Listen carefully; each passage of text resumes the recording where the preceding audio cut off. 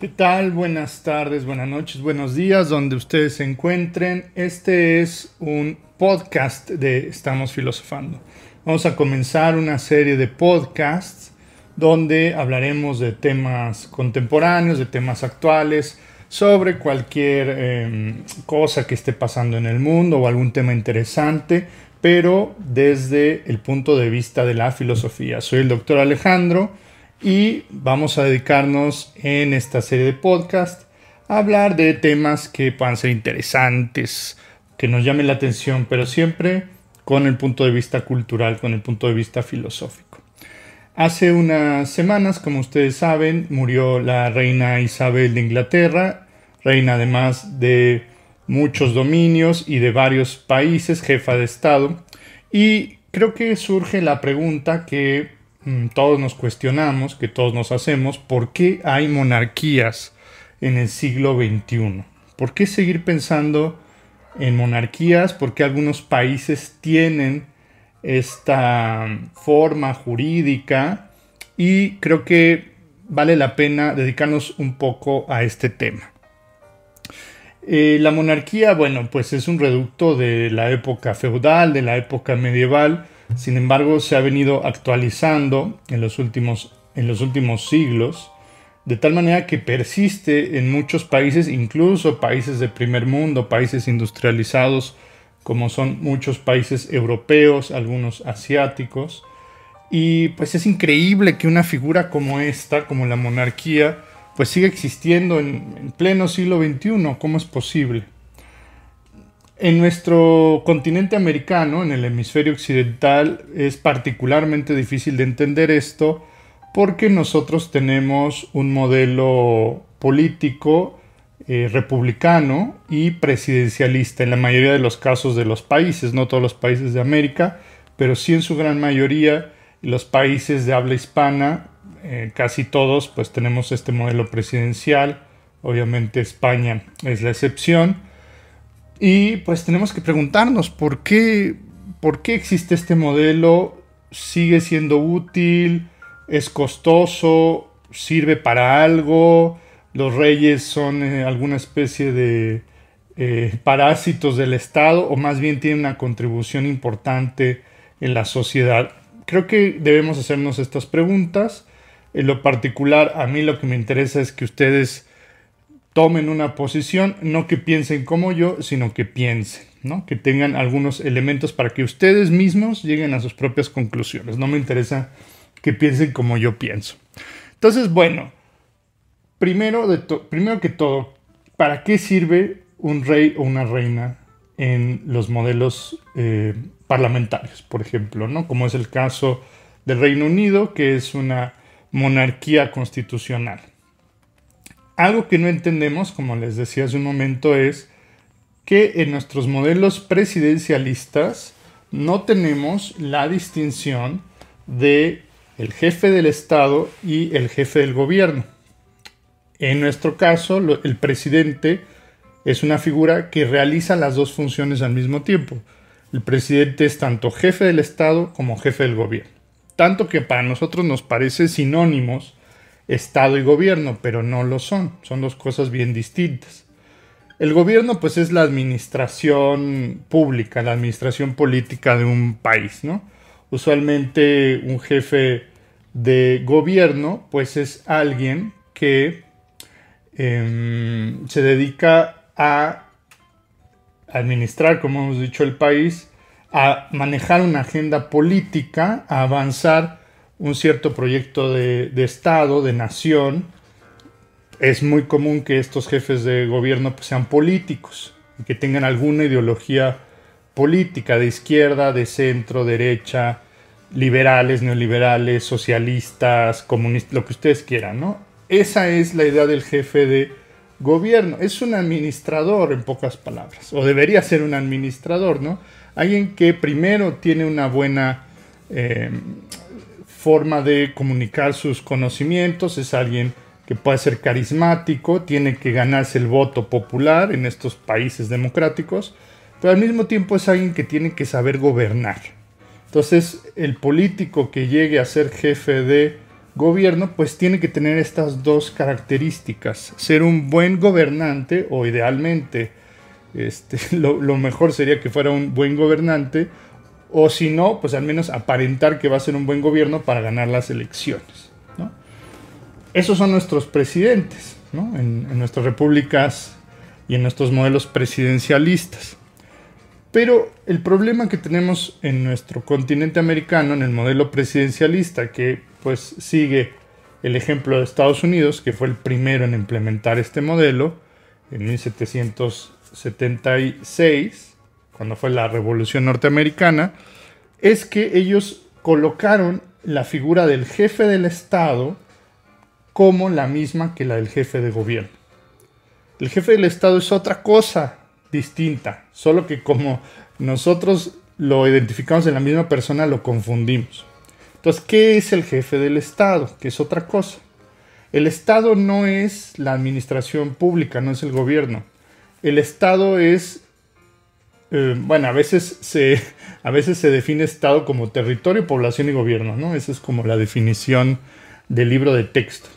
Pero el Estado es mucho más que eso. El Estado es la representación simbólica de una nación, sobre todo en el modelo de Estado-nación. ¿Y una nación qué es? El modelo del siglo XIX, como se solía entender, pues era un grupo de personas que compartían ciertas características en común en esa época: idioma, religión, costumbres. Esto ya ha ido cambiando porque ya estamos en la época de la crisis del Estado-nación, pero bueno, hablemos como era tradicionalmente para no hacerlo más complejo. Entonces, por ejemplo, los mexicanos en el siglo XIX y en el siglo XX pues compartían ciertos atributos que los constituía como un pueblo. Entonces, en el siglo XIX pues se acuerdan, incluso en las constituciones aparecía la religión católica como parte del Estado, ¿no? Como parte de la administración, no solo de la administración pública, sino de la identidad nacional. Entonces, una misma religión, una misma lengua, una misma identidad social, ¿no? El Estado es simbólico en ese sentido. El Estado tiene que ver con un afecto, con un símbolo. El Estado, por ejemplo, se representa por eso muchas veces con muchos símbolos, con el escudo nacional, la bandera, con el himno nacional y con ciertas características idiosincráticas del país, es decir, pertenecer a una misma comunidad, ir a la selección nacional, comer el mismo tipo de comida. Esto ya ha ido cayendo en desuso. Ya sabemos que los estados actuales pues cada vez son más plurinacionales, a veces se llama, o multiculturales, porque no todos tienen que tener la misma religión y tienen que hablar el mismo idioma. Esto ha ido cambiando, por supuesto, pero bueno, así era como se entendía el Estado en el siglo XIX para entender lo que es el Estado, ¿no? Entonces, el Estado es un símbolo. El Estado es algo simbólico y parece que los símbolos pues parecen algo como que no tiene demasiada relevancia, demasiada importancia, pero al final esos símbolos son los que unen a los países y a los pueblos que pueden tener identidades muy distintas, ¿no? En los distintos pueblos de América Latina, pues puede haber en cada país grupos sociales que son muy, muy diversos, ¿no? Gente que en un mismo país uno vive en la selva y uno vive en el desierto, ¿no? O ricos y pobres, o de izquierda o de derecha. Entonces, la forma de unificar personas que piensan de forma muy distinta, pues es precisamente a través del Estado, ¿no? De los símbolos del Estado, de la bandera, ¿no? Donde mejor se ve esto, para mí, una forma muy sencilla de entender el Estado en movimiento como una simbolización, es en los partidos de fútbol, ¿no? O sea, cada quien le va a un equipo distinto, a un club distinto, ¿no?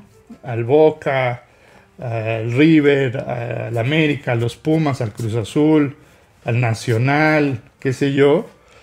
Pero a la hora de que juega la selección nacional, todos se ponen la misma playera, ¿no? Todos comparten los mismos colores. Esa sería una buena forma simple de entender lo que es el Estado, ¿no? Sin hacerlo más complejo. Ahora, el Estado debería ser una representación que no debe de tener figuras políticas, ¿no? O sea, que no debería estar involucrada la política en la representación del Estado. ¿Por qué?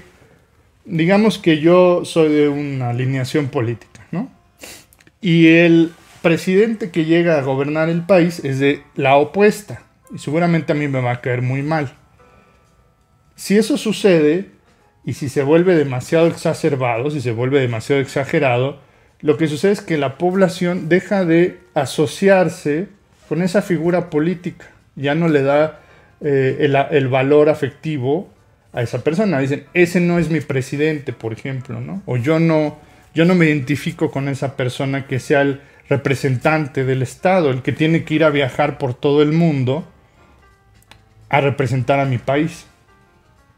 Entonces, el presidente inútil que llegó al poder tiene que ir a hablar a las Naciones Unidas, tiene que hablar con otros presidentes, con otros jefes de Estado, pero no representa a toda la nación, solamente a veces a solo un grupo social. Entonces esto se vuelve problemático porque de ahí vienen pues problemas políticos como el separacionismo, ¿no? O sea, si esto se vuelve demasiado exagerado, algunas provincias o algunos sectores sociales podrían separarse o dejar de identificarse con esa figura.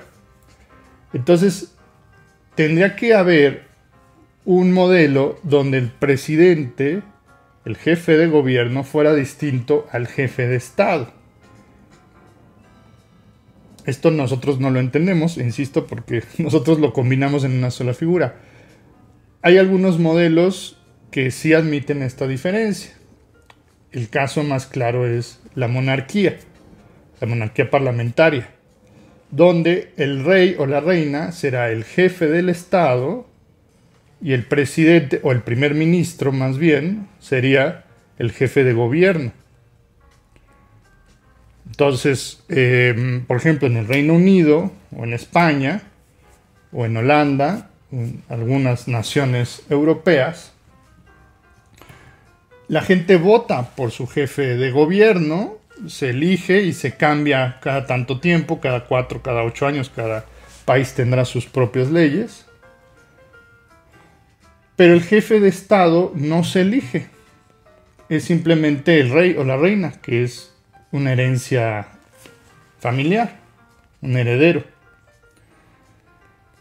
Este rey o reina pues tendrá que independizarse lo más posible de la política.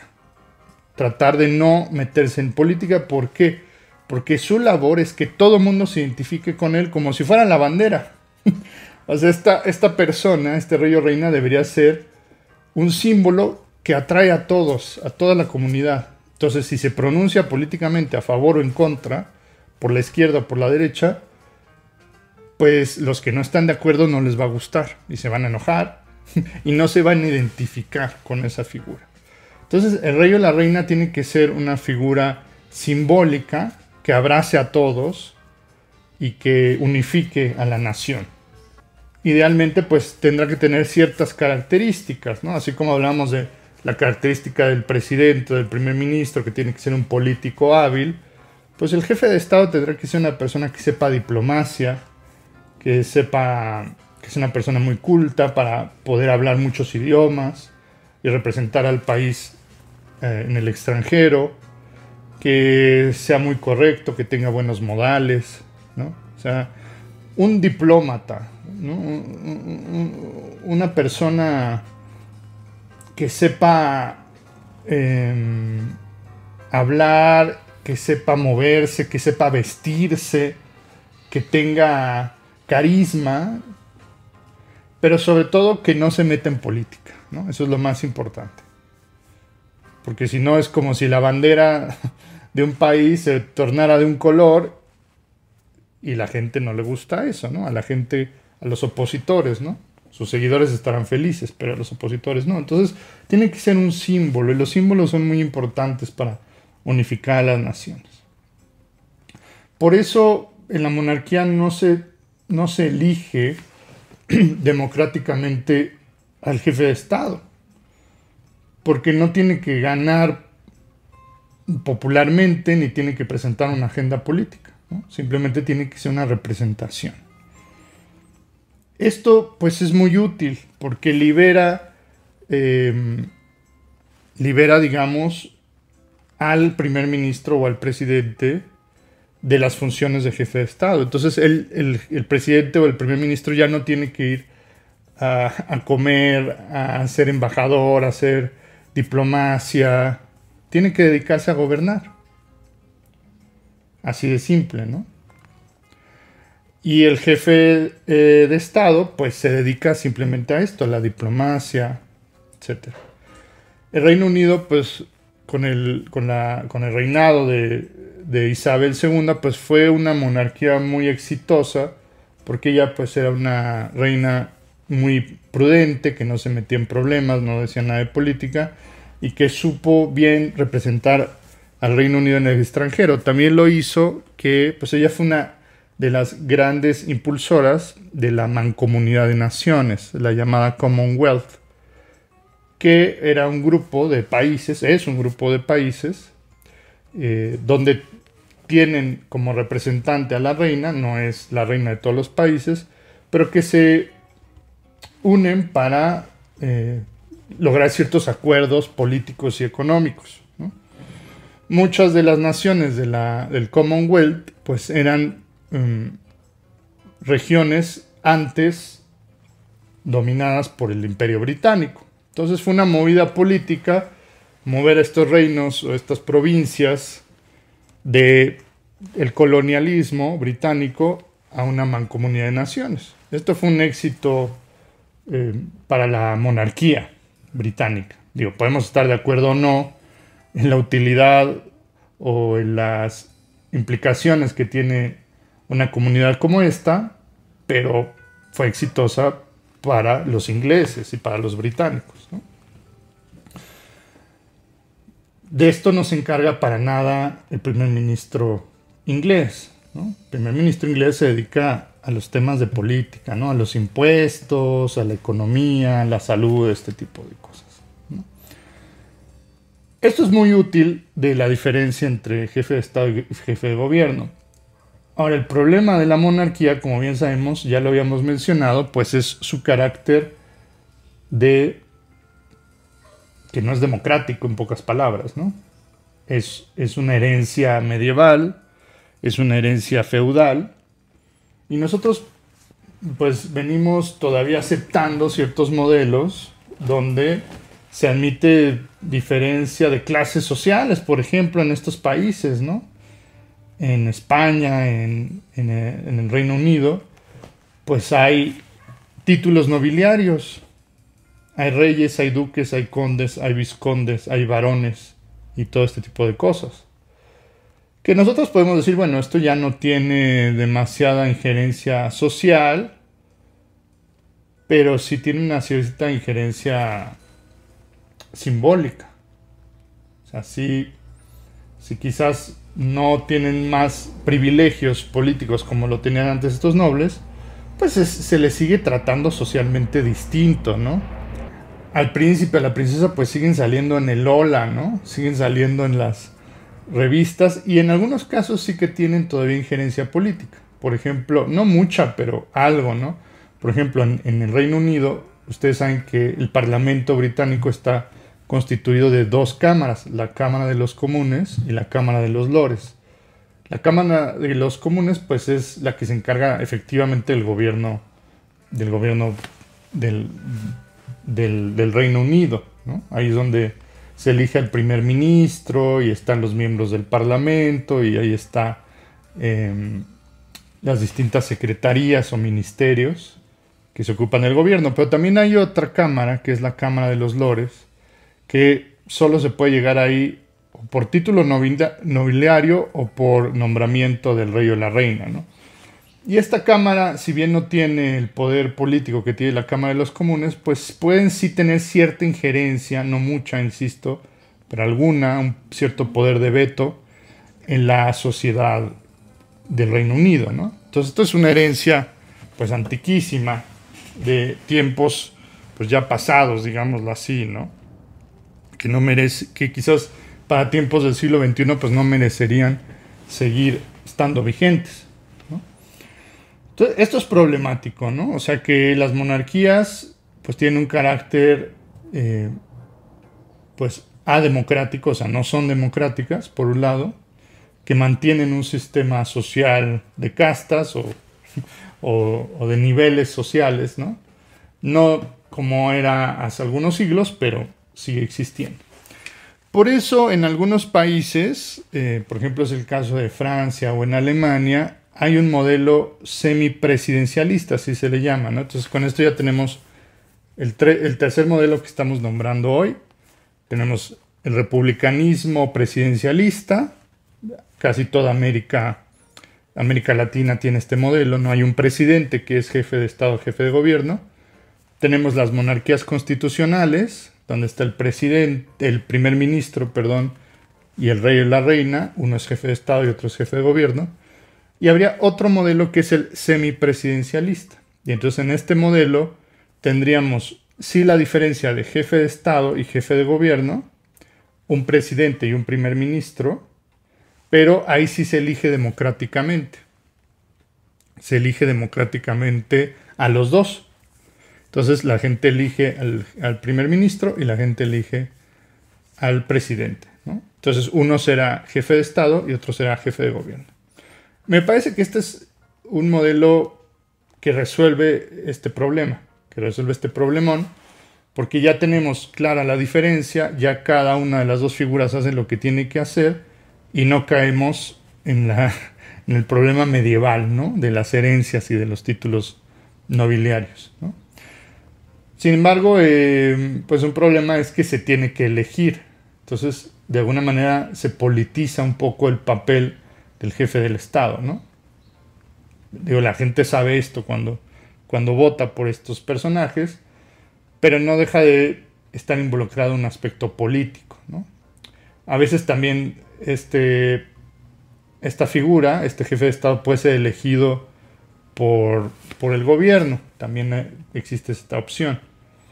Entonces, un poco lo que le quita un poco la magia, digámoslo así, a tener un rey que tiene la herencia de la misma familia de hace 1000 años, ¿no? Como es el caso del Reino Unido, ¿no?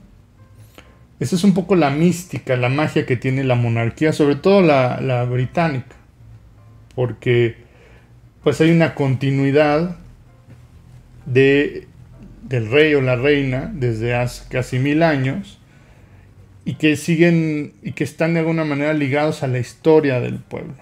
Entonces la gente puede decir, mira, este rey, Carlos III, el actual rey, pues es hijo de Isabel, que fue hija de Jorge, que fue hija de Eduardo, que fue hijo de la reina Victoria, y así sucesivamente, ¿no? Hay argumentos a favor de la monarquía que dicen, bueno, es que el jefe de Estado es una encarnación viva de la historia. Esto es interesante, ¿no?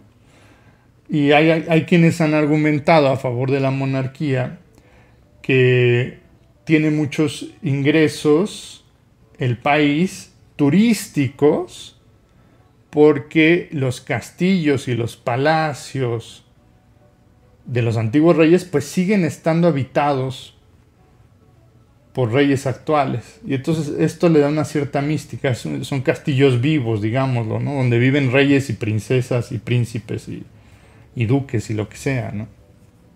Esto es interesante, ¿no? Y entonces quienes argumentan a favor de la monarquía dicen, bueno, gastamos mucho en sostenerlos, en mantenerlos, ¿no? Porque tienen un montón de gastos estas familias reales, ¿no? Imagínense todo lo que se gastan en las bodas, en los funerales, en todos los eventos masivos, en los jubileos, que son grandes celebraciones enormes.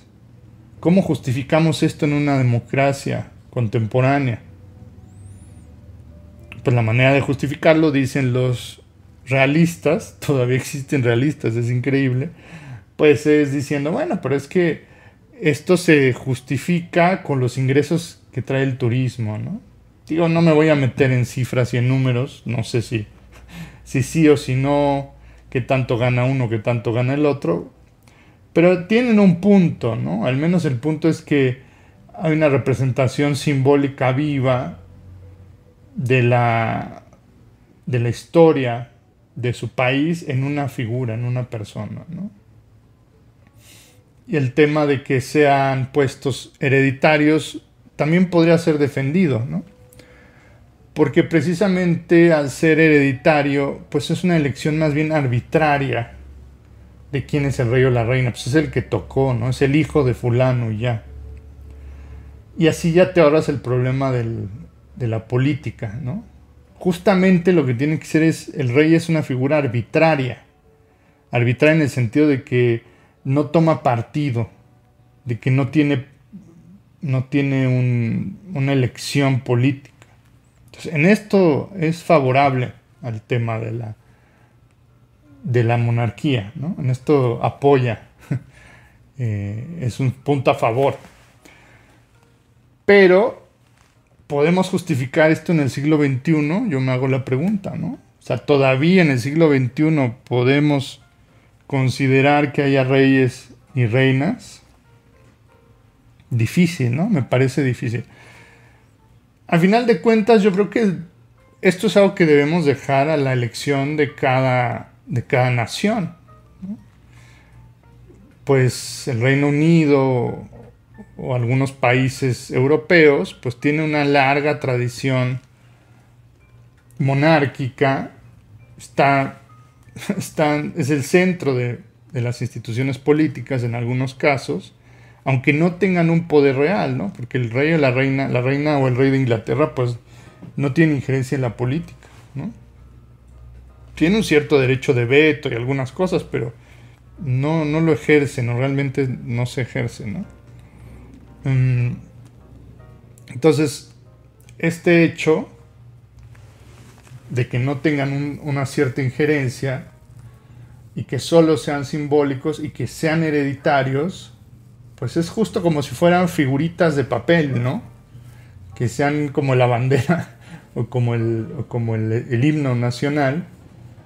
Simplemente son una representación y por eso tienen que ser abstractos y arbitrarios. O sea, el rey que sea el que sea, pero que haya un rey y que nada más salude y que se vista bien y que hable bonito, pero ya, ¿no? Que no hable de política, ¿no? En esto es favorable que sea hereditario, porque eso lo hace más arbitrario, ¿no? Pues el que sea es el rey, ¿no? No importa quién. Pero pues esto lleva a las problemáticas de haya ciertos privilegios, ciertas prebendas y ciertos problemas que no siempre gustan en la sociedad. Entonces, puede haber reyes o reinas en el siglo XXI. Bueno, pues no solo puede haber, los hay, de hecho algunos muy exitosos, ¿no? La reina Isabel pues fue muy popular en su tiempo, ¿no? Lo vimos en su funeral, ya, hubo grandes colas, grandes filas para irla a despedir, ¿no? A verla nada más el féretro cubierto de la bandera, ¿no? Y la gente se formaba, ¿no? Era muy popular. Entonces aquí viene el famoso tema de la libre autodeterminación de los pueblos, ¿no? Que cada país, según se sienta o no a gusto, pues elija su modelo político, ¿no? Ya hay algunos países, como no es el caso nuestro, en América Latina, pues que sería muy difícil, si no imposible, poner un rey y una reina, ¿no? Porque no es parte ya de nuestra cultura. Sería medio raro, sería un poco una intervención foránea, extranjera. Digo, eso se intentó aquí en México, ¿no? Para quien lo recuerde, aquí en México tuvimos dos imperios, no nada más uno. Primero el imperio de Agustín de Iturbide en 1821 y luego el imperio de Maximiliano de Habsburgo, que fue puesto por la intervención francesa, ¿no? Y la idea pues era mantener un modelo conservador, una monarquía, pero que en realidad era, digamos, un títere político del imperio francés, ¿no? De Napoleón III. Estas intervenciones extranjeras pues ya son anacrónicas, incluso en su época, ¿no? O sea, ¿cómo iban a los mexicanos a aceptar a un rey austriaco, ¿no? Se decía que el propio Maximiliano tenía la idea de dejar heredero a un rey que tuviera la sangre de los antiguos reyes mexicas, ¿no? Que estaba buscando algún descendiente de Moctezuma para que fuera el siguiente heredero, ¿no? Pero pues esto ya es una fantasía romántica, ¿no? Es una fantasía muy del siglo XIX que pues no tenía lugar ya en la época, ni siquiera en esa época, ya no digamos ahora, ¿no? Por supuesto que nuestra sociedad no tendría cabida muy difícilmente un rey y una reina. ¿A quién vamos a poner, no? Alguien que viva muchos años, a Chabelo, ja, ja, ja. Chabelo, rey de México, ¿no? Porque nunca se va a morir. Chiste para los compañeros mexicanos, ¿no? Pero no, o sea, es muy difícil, ¿no? Eso es muy complicado.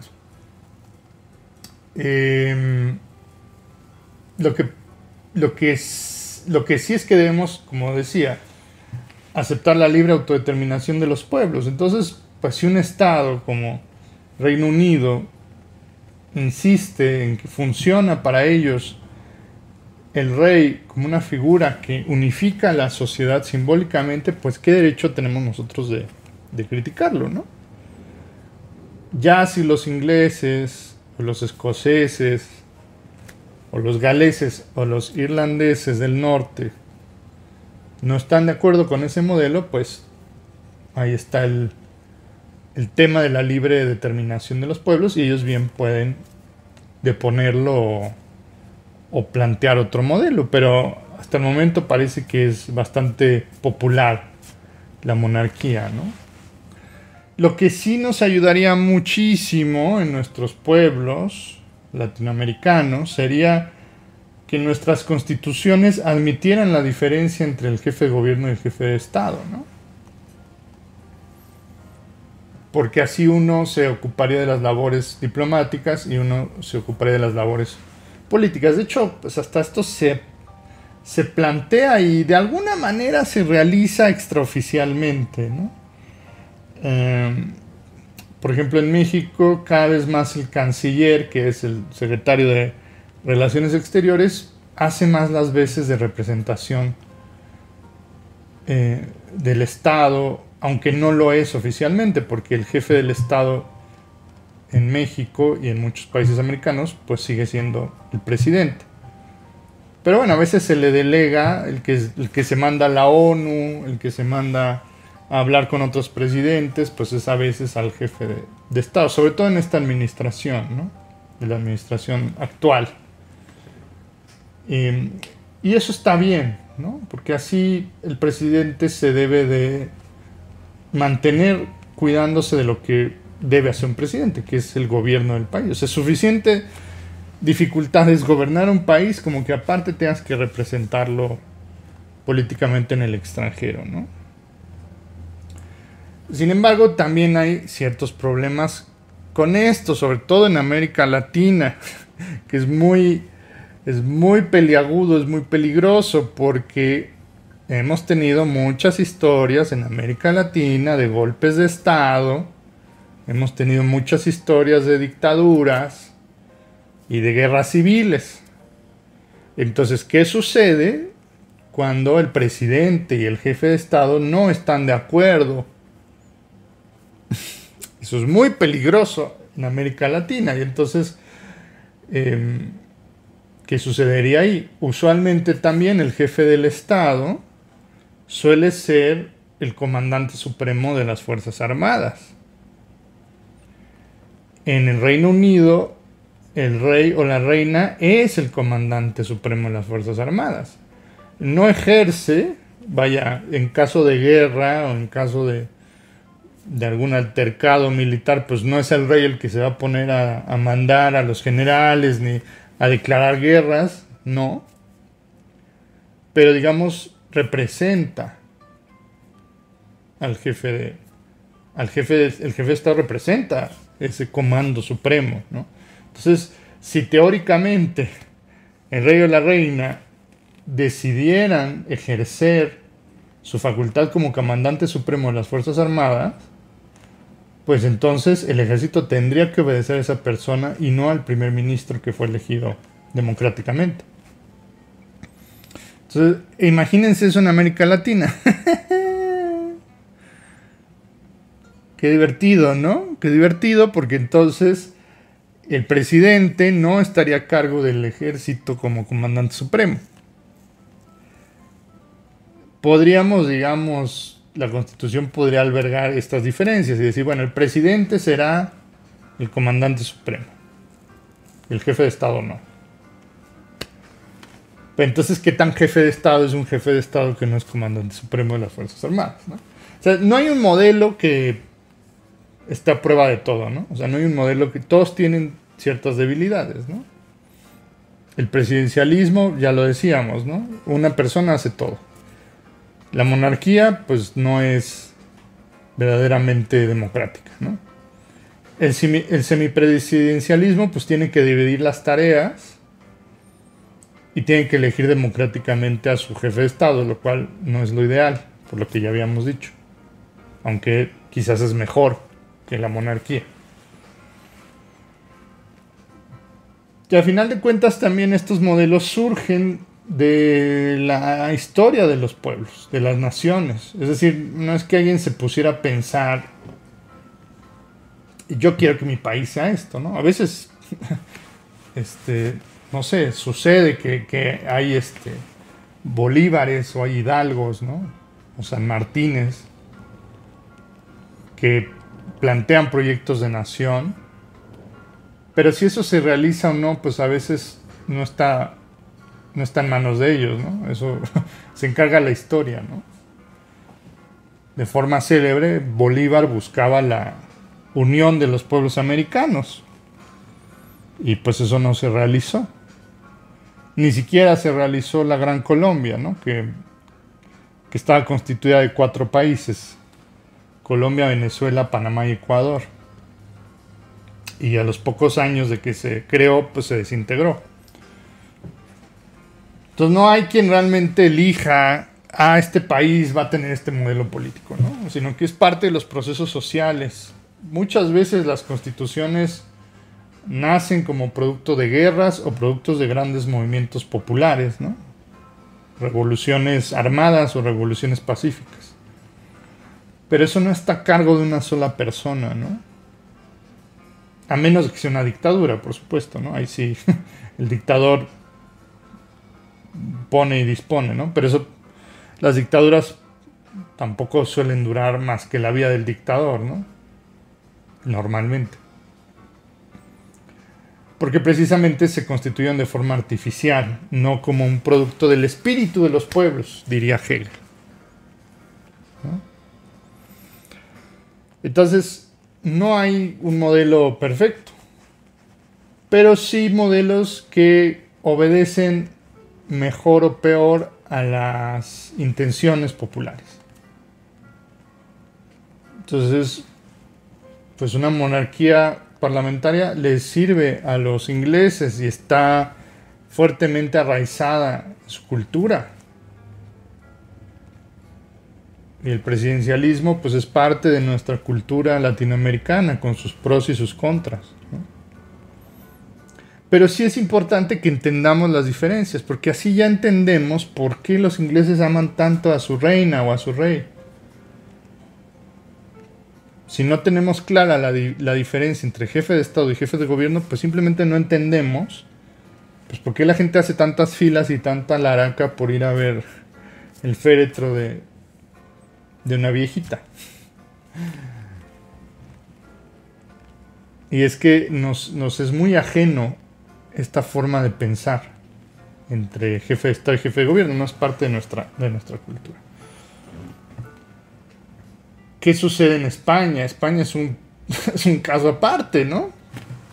Porque en España pues sí que está polarizada este tema, que fue todo el problema que hubo en la Guerra Civil Española entre el bando republicano y el bando franquista, ¿no? Y en España pues está el problema donde está más politizado las formas de gobierno. O sea, el republicanismo pues está más asociado con la izquierda, está más asociado con el socialismo o con el comunismo, y la monarquía pues está más asociada con el conservadurismo, con el catolicismo, eh, con... No siempre las formas de gobierno coinciden con plataformas políticas. A veces sí, a veces no. Puede suceder o puede no, o sucede con más intensidad o con menos intensidad, ¿no? En Reino Unido sí es normal que los más monarquistas sean más conservadores, ¿no? Pero eso no quiere decir que los que sean liberales o los que sean de izquierda no sean monarcas, ¿no? O monarquistas. Algunos sí, algunos no, ¿no? Pero en España sí está más alineado ese fenómeno. Entonces hablar de este tema es más complicado porque ahí vienen las alineaciones políticas y pues habrá muchos españoles que preferirán una república y que no se sienten identificados con la monarquía, ¿no? Tema aparte pues son las famosas comunidades autónomas, ¿no? Las diferentes regiones pues albergan una cierta autonomía respecto del reino de España, que no es una federación, es un reino. Lo mismo el Reino Unido, ¿no? Que también tiene sus distintos estados nacionales adentro del Reino Unido. Escocia, Gales, Inglaterra y el norte de Irlanda. Son las 4 naciones, son naciones distintas, tienen idiomas distintos, tienen banderas distintas, tienen cultura distinta, comida distinta, ¿no? Identidades distintas. Y lo único que los mantiene simbólicamente atados pues es la monarquía. Entonces por eso pues es tan problemático que no haya un rey popular. Sabemos que el rey Carlos III pues no es tan popular como la reina Isabel II. Esto aunado pues a los grandes conflictos sociales y políticos que está viviendo el Reino Unido hoy en día. Porque están justo en este momento en una terrible crisis económica provocada por los conservadores, por la nueva primera ministra Liz Truss, que se encargó de subir los impuestos, de bajar los impuestos o eliminar los impuestos, sobre todo a los ricos, y pidiendo prestado. Y esto creó una terrible volatilidad económica y se desplomó la libra esterlina. Aunado a que está carísima la energía y aunado al Brexit, a la salida del Reino Unido de la Unión Europea. Entonces ya hay muchos problemas políticos y económicos actuales en el Reino Unido y muere una reina muy popular. ¿Qué va a pasar con Escocia, que es una nación que lleva reclamando su independencia desde hace siglos? ¿Qué va a pasar con el norte de Irlanda, donde hay una gran parte de la población que quiere ser parte de la República de Irlanda? Recordemos que en la isla de Irlanda hay 2 países, la República de Irlanda y el norte de Irlanda, que es parte del Reino Unido. Y hay muchas personas en el norte de Irlanda que quieren ser parte de Irlanda. Entre otras cosas porque Irlanda no se salió de la Unión Europea. Entonces, ¿qué va a pasar con Escocia, que quiere ser mayoritariamente parte de la Unión Europea? ¿Qué va a pasar con la República de Irlanda y con la Irlanda del Norte? Esa es la utilidad de la monarquía, que mantiene unida la sociedad, pero ¿puede hacerlo todavía en el siglo XXI? A mí me parece que el panorama particular del Reino Unido es muy complicado en un futuro cercano. Y que quizás estaríamos atestiguando la desintegración del Reino Unido como lo conocemos. Si no se ponen las pilas, es decir, si no se restablece la economía, si la política no da un giro y si este rey no es imprudente y hace alguna tontería, como ya hizo muchas, si no pasan estas cosas, pues el Reino Unido puede continuar, pero por este camino que va, se ve difícil. Se ve bastante difícil. Bueno, pues estas son algunas ideas. Espero que les haya gustado este podcast, el primer podcast de Estamos Filosofando. Irá apareciendo próximamente nuevos episodios. Voy a subirlo también a las otras plataformas de podcast, de audio, de streaming. Además lo pueden ver aquí en YouTube. Si tienen alguna idea de qué quieren que se trate en próximos podcasts, pues déjenla en los comentarios.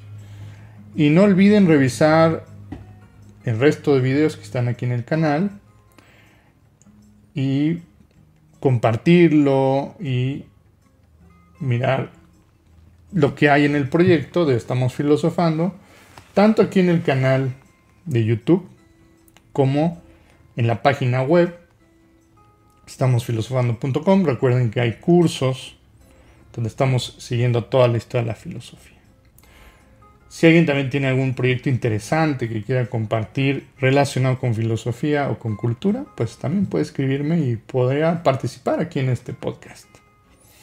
Espero que les guste esta nueva iniciativa y que les haya gustado esta primera transmisión. Quiero mandarle un cordial saludo a todos los miembros del canal, a todos los suscriptores, a todos los patrones. Ustedes pueden ser miembros del canal aquí en YouTube o también pueden ser parte de Patreon. Y con eso ayudan mucho a este canal, que nuestro objetivo es difundir y divulgar la filosofía y ahora también la cultura de forma clara y sencilla, pero con cierto humor, pero sobre todo con rigor y con una metodología. Bueno, pues eso es todo por hoy y les mando un cordial saludo. Hasta pronto.